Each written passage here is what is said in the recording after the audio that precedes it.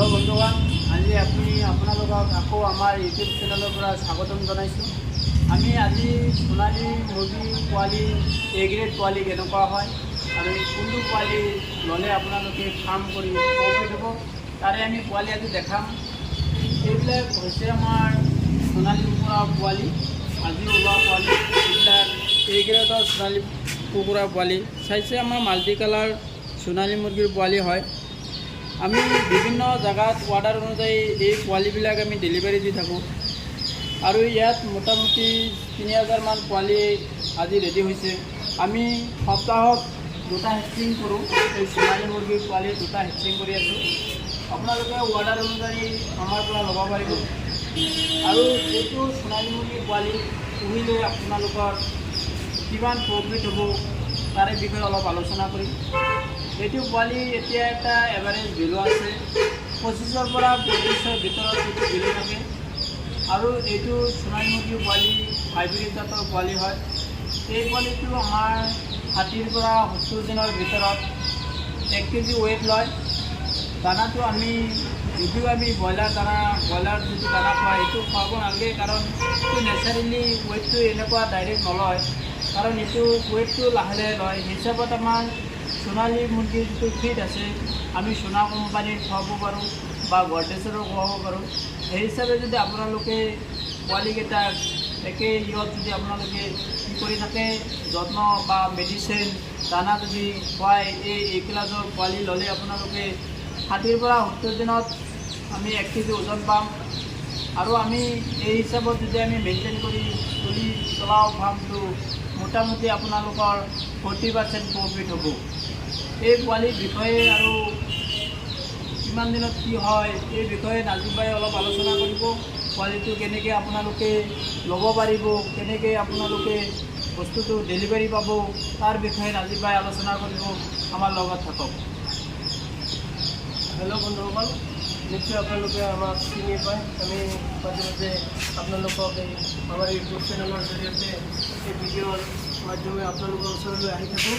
আৰু এই পোৱালিবিলাক খালিও কেৱল সোণালী মুৰ্গীৰ পোৱালিয়ে নহয়, আপোনালোকে আমাৰ পৰা লোকেল মুৰ্গীৰ পোৱালি, সোণালী মুৰ্গীৰ পোৱালি আৰু যিকোনো হাঁহৰ পোৱালি, তাৰপিছত বিভিন্ন ধৰণৰ ফেঞ্চি আইটেমৰ টাৰ্কি, ইউনিফৰ্মৰ পোৱালি বাৰ্ড ইত্যাদি সকলো ধৰণৰ পোৱালি আপোনালোকে আমাৰ পৰা ক্ৰয় কৰিব পাৰিব। আৰু আমি এই পোৱালিবিলাক অৰ্ডাৰ অনুযায়ী আমাৰ নৰ্থ ইষ্টৰ বিভিন্ন জেগাত আমি বাছৰ জৰিয়তে, নাইট চুপাৰৰ জৰিয়তে বা বেছিকৈ অৰ্ডাৰ হ'লে নিজা গাড়ীৰ জৰিয়তে আপোনালোকৰ ফাৰ্মত ডেলিভাৰী দিয়া হয়। তো গতিকে আপোনালোকে যদি এই পোৱালিবিলাক ল'বলৈ ইচ্ছুক, এইবিলাক চব এ গ্ৰেডৰ পোৱালি সকলো মানে আজি একেলগে যিবিলাক পোৱালি ওলাইছে এই কোৱালিটিবিলাক চাওক, মানে বহুত ডাঙৰ ডাঙৰ পোৱালি। এতিয়া পোৱালিবিলাকৰ ওজন চালে আপোনালোকে গম পাব, 40ৰ পৰা 45 গ্ৰামকৈ ওজন এটা পোৱালিৰ মানে নৰ্মেলি ইয়াৰ ৱেইট আছে। তো আপোনালোকে যদি এইবিলাক পোৱালি আমাৰ পৰা সংগ্ৰহ কৰিব বিচাৰে তো আমাৰ লগত আপোনালোকে যোগাযোগ কৰিব। আমাৰ দিয়া নাম্বাৰবিলাক আপোনালোকে ইয়াৰ পৰা সংগ্ৰহ কৰি এই পোৱালিবিলাক আপোনালোকে আমাৰ পৰা কালেকশ্যন কৰি ফাৰ্মত ভৰাব পাৰিব আৰু ফাৰ্মৰ জৰিয়তে আপোনালোকে ভালেখিনি লাভৱান হ'ব পাৰিব বুলি আশা কৰিছোঁ। আৰু ইয়াতে আমাৰ লোকেল মুৰ্গীৰ পোৱালিও আছে, এইবিলাক ইয়াত আছে লোকেল মুৰ্গীৰ পোৱালি, এইবিলাক লোকেল মুৰ্গীৰ পোৱালি আছে। আৰু ইয়াতে আছে আড়াইৰ মুৰ্গীৰ পোৱালিও আছে। আড়াইৰ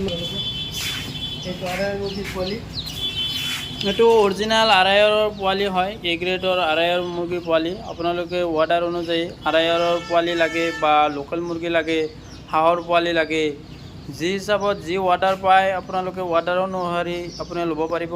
আমাৰ পৰা হ'লচেল যিহঁতে বিক্ৰী কৰে, যে আমি লৈ বিক্ৰী কৰা পাৰ্টিবিলাকক আমাৰ লগত যোগাযোগ কৰিব।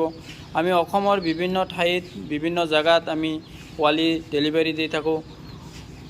তাৰপিছত অসমৰ বাহিৰতো অৰুণাচল বা বেলেগ ষ্টেট বা ত্ৰিপুৰা, আগৰতলা, বেংগল সেই ডিষ্ট্ৰিক্টতো আমি ডেলিভাৰী দি থাকোঁ। আমি এইটো আমাৰ আছে আপোনালোকে ব্ৰইলাৰৰ পেকিং বক্স এইবিলাকৰ বক্সৰ জৰিয়তে আমি পেকিং কৰি পোৱালিবিলাক আপোনালোকৰ ফাৰ্মত আমি যোগান ধৰোঁ। এইবিলাক বক্সত পেকিং কৰি মানে জাগা অনুযায়ী বিভিন্ন টাইপৰ বক্সত আমি পেকিং কৰি দিওঁ। চুপাৰত পঠালে আমি ক্ৰেটত, এইবিলাক প্লাষ্টিকৰ ক্ৰেট আছে, এইবিলাকত যাতে ঠেলা হেঁচা খালী পোৱালিবিলাকক কোনো ধৰণৰ মানে ডেমেজ নহয়, সেইকাৰণে অলপ মজবুতবিলাক দিওঁ। আৰু যদি আমাৰ নিজা গাড়ীত পঠাওঁ এইবিলাক কাৰ্টুনত দি পঠোৱা যায়, মানে এনেকুৱা চিষ্টেমত আমি পোৱালিবিলাক ডেলিভাৰী দি থাকোঁ।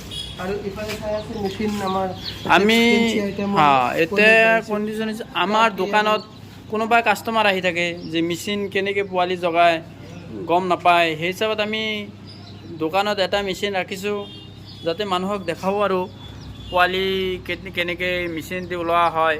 এইটো আমি ফেঞ্চি আইটেমৰ টাৰ্কিৰ কণী ভৰোৱা আছে। এতিয়া চাইছে এইবিলাক টাৰ্কিৰ কণী ভৰাইছোঁ। তাৰ লগতে আমাৰ কোনোবাই কইল বাটৰ পোৱালিও বিচাৰে, কাৰণে আমি কইল বাটৰ কণীও ভৰাইছোঁ, কইল বাটো ল'ব পাৰিব।